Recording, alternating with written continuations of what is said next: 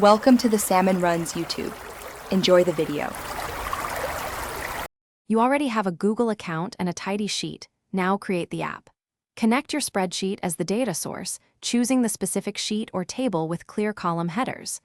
Once connected, set a unique key column so records sync reliably. This matters for edits and offline behavior. Make sure column types are inferred correctly and adjust any mismatches, dates, enums, numbers. At this early step, you're laying the app's foundations, so validate a few rows to confirm types before moving on. Once your data is solid, shape how users interact with it by defining views and workflows. Change column types where needed, add virtual columns for calculated values, and use expressions to automate labels or visibility rules.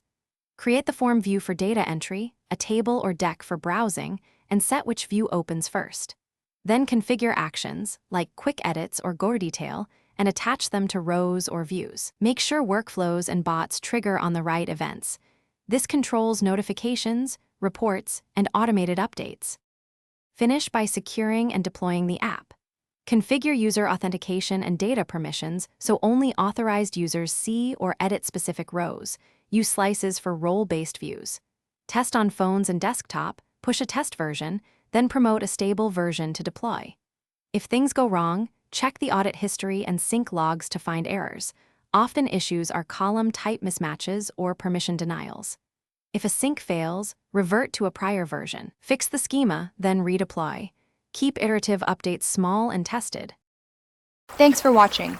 Consider subscribing if we helped you.